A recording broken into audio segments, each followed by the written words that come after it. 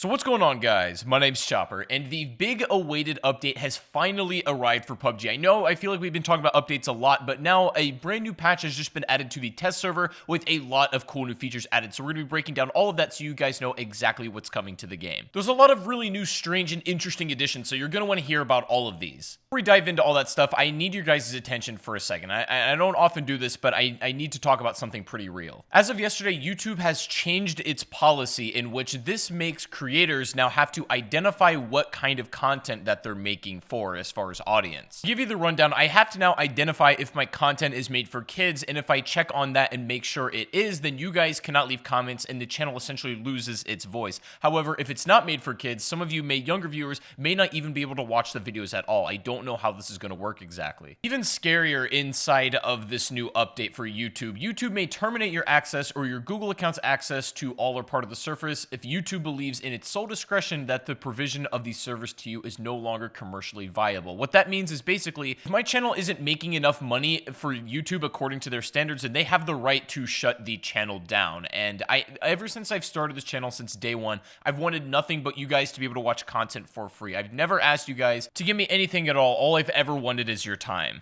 But with the new YouTube changes, it's making it incredibly hard for individual creators and especially gaming channels to sustain themselves here on YouTube. So in order to ensure that I can still make free content on the daily without having to, whatever happens with YouTube regardless, then I would never ask this of you guys in any other case. But if you would like to support the channel and support me, the best way to do it, honestly, a great way is to subscribe to the Twitch channel. If you have Amazon Prime, then you can even subscribe for free. And I'm working on some really cool rewards to involve that subscriber community. Maybe give you guys some early access to video content and stuff, maybe give some input on ideas, that sort of thing. But if you really want to help out the channel, just if anything ever happens to YouTube, then also know we have enough supporters on other sites in order to keep ourselves sustained here. And I'll always be making free content on here. I'd never ask of you guys anything else, but thank you so much. Thank you for listening. But anyways, on to the video. One of the first big things coming with this update is the addition of finally these spike traps. It seemed as if these were a little late, but they're finally in the game now. So let's talk about how these all work. First of all, spike traps are considered a throwable, and they will be treated in that slot. And you can lay a spike trap by pressing the button, and once you've laid it down, you cannot pick it back up. So as soon as you've laid it, then it's there permanently and for the rest of the game. As far as the spawn rates for spike traps, they're going to be very consistent with the rest of the throwables according to the patch notes. This means I think they're going to be very, very common, and we're going to be seeing a lot of spike traps all over the ground, making vehicle play a little bit more interesting. Now, spike traps will damage and puncture all of the vehicle's tires, but the HP of the vehicle itself will not be affected by the spike traps at all. This is interesting because potentially you could knock out someone's car, but they still have full HP with all of the tires out, which makes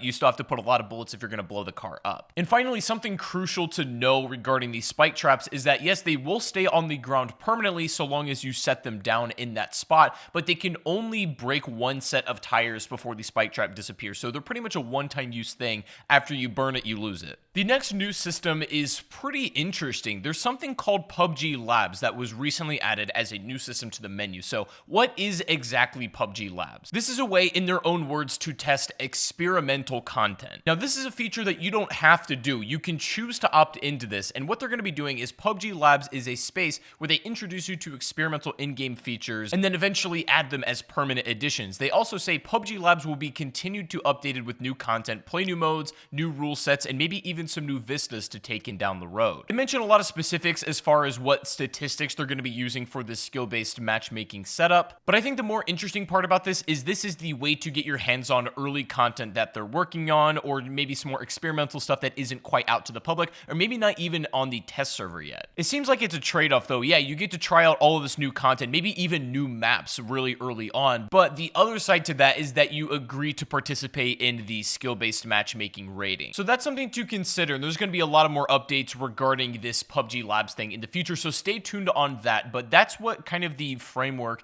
and the base of this is going to be at the moment. If you participate in this program, you're also going to be getting surveys in order to provide feedback to them, which they say is just invaluable to them. So it's a really good way to communicate with them as well. Now, next up, Vikendi's getting a really big update as far as just a complete overhaul to this map. So let's talk about all of the changes that they've made to Vikendi. Now, they've wanted to make it a little bit more appealing to snipers, and they've also increased increased the vehicle spawn rate overall on this map, which is great, but it's not even the most exciting thing. New roads have been added to reduce the difficulty of moving through certain snow-covered areas on Vikendi. They've also, along with the roads, have frozen over the water section in the middle of the castle, so now that you can easily navigate this. The problem is that this was a complete island just surrounded by water, and it was basically a death sentence if you're going to swim that. As you can see, the terrain has been slightly altered and more detailed, and also the fact that it is now frozen, meaning this is all maneuverable and is really going to change the way hot drops, especially at this location, are going to work. This is a great change in my opinion. I love playing around this area, but the only thing that would take me away from it is this huge amount of water that's so annoying. So glad they fixed it up. Great change in my opinion. Now also, Mount Kresnik, you guys know, is basically the highest point on Vikendi, almost dead center of the map, and the surrounding area is very, very steep, as you guys know. What they've done is flattened this out a little bit and lowered the height of the mountain. So Mount Kresnik doesn't actually reach as high as it used to be. It's only a slight reduction in height, but the terrain is still different. And just generally speaking, when it comes to the more flat areas of the map, they've changed the variance as far as altitude to make it a little bit more interesting in that way, just so you have cover if you're being shot and there's absolutely nothing around you. It's a little bit more dynamic than the previous build. They've also changed a lot of the towns, which is a great thing. They say a lot of them were just unvisited because they were just too complex to navigate or not enough loot, and they've made some adjustments. Volnova has been entirely reshaped in general. Major buildings and driving routes have been modified. The loot count in Peshkova has been increased, as well as garages, which are spawned in Trevno, have been relocated to allow easier escape after looting. Some buildings have also just been generally adjusted to help improve with field of vision and just overall smoothness of gameplay and keep it tight. So Vikendi has gotten even a bigger overhaul that I would say than Miramar did, because all of the buildings have been redesigned, as well as the terrain has been laid out differently. So I recommend when this comes to live servers here in a couple of days, jump on Vikendi, honestly jump into a theater mode and just check out the differences in the buildings and the terrain, because it's really going to surprise you. And the last major Vikendi update has to do with the blue zone, which a lot of you guys, including myself, are really happy to hear. So not only has the size of the early safe zone has been increased, you know, this means like whenever the first zone pops, you now have a little bit more room to adjust on how you're going to tackle it, and the speed of the early blue zones has also been slightly increased, meaning you don't have to wait a million years for the zone to finally hit. The size and the speed of the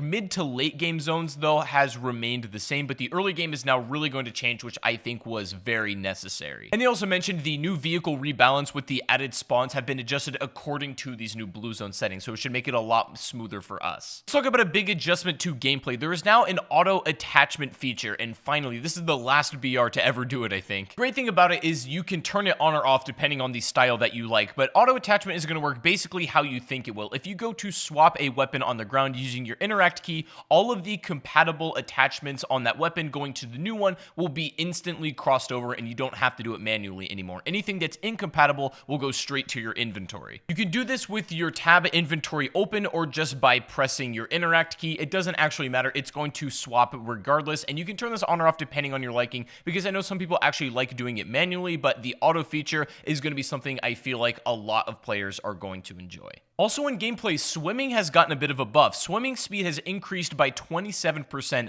diving speed has been increased by 20%, breath recovery in speed by about 10%, and it takes 9 seconds for a full breath recovery, and the maximum diving time has been increased by about 33%, so you can be underwater for roughly 20 seconds. All this is good stuff in my opinion. It's a big buff to swimming, and hopefully it makes it a little bit more viable in game. A quick new sound update with weapons is every single type of object when it gets hit with a bullet was now going to make a brand new unique sound. So this is going to be something to get used to, part of the brand new sound update that they're trying to completely overhaul. This is a good thing as well, because now you can listen out and identify what material these bullets are hitting. Now finally, these 3 new items have been added to the game at long last. We have the helmet repair kit, the vest repair kit, and also the blue zone uplink is now in the game. Now hold on, these are not in public matches, they are simply customs at the moment. Exactly as I suspected, I didn't think these would be added to public matches. Maybe if they end up working out and if people like them, we can get them added, but they are finally in the game if you want to try them out in customs. Knock yourself out. All of the repair kits are added, and the blue zone uplink is here as well. An interesting new UI feature. Some of you guys might like this. I feel like for the 6 people that actually want to play like this,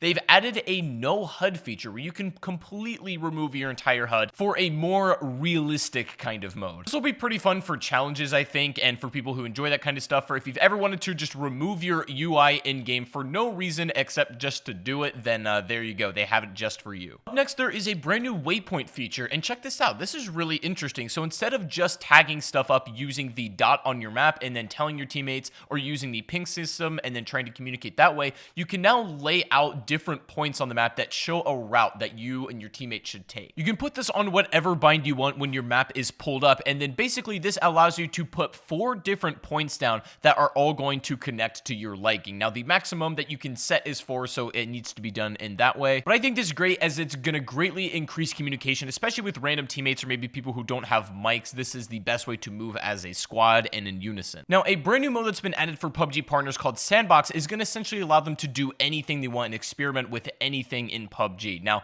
if anyone from PUBG is watching this video, if you could help me get PUBG partner status, because I missed when they were making them about a year ago and I didn't see it. So if somebody could help me get PUBG partner, because it would be really good for me to be able to jump into games, experiment with stuff for making content, that would be great. You can contact me. I would really appreciate it, and so would the community. Thank you very much. I think it goes without saying that there's also a lot of brand new skins that are coming, such as some Battlestat ones and a lot of streamer skins. If you want to see all of that, that will be inside of the patch notes, along with a long list of bug fixes. Every update, we get a ton of bug fixes, which is really good to see as well. Now, I'm not going to go through all of the bug fixes in this video just because we'd be here for half an hour. Not actually, though. There's honestly a small list of bug fixes compared to the last patch, but a lot of important ones that some of you who are interested in that may want to see. So if you want to check out the bug fixes, I'm going to have that linked down below in the description. And also, I'm going to continue to update you guys on everything that's new with PUBG Labs, because this is apparently an 8-week program. Like, I'm not even kidding. So there's going to be some pretty extensive and wild stuff that's going to be involved in this, and I'm going to keep you guys up to date on everything that comes out with PUBG Labs. Let me know if you're going to be participating in it or not. I'd love to know your opinions on that specifically in the comment section down below. But anyways, guys, I hope you did enjoy today's video. If you did, please make sure to leave a like, rating, subscribe if you are brand new. And what I mentioned at the beginning of the video, again, whatever happens with YouTube, if you guys are wanting to support the channel in another way, aside from just watching the videos, which I honestly can't thank you guys enough for, but if you're wanting to go the extra mile and would like to check out the Twitch channel, not only can you be a subscriber for free if you have Amazon Prime, but subscribing to the channel, I'm also going to be working for rewards for people who are subscribed, where you can see content maybe a little bit early and reward them in that way. So anyways, guys, thank you so much for watching. I really appreciate you. Have a great rest of your day, and I'll see you all on the next stream or the next video. Have a good one, guys, and peace out.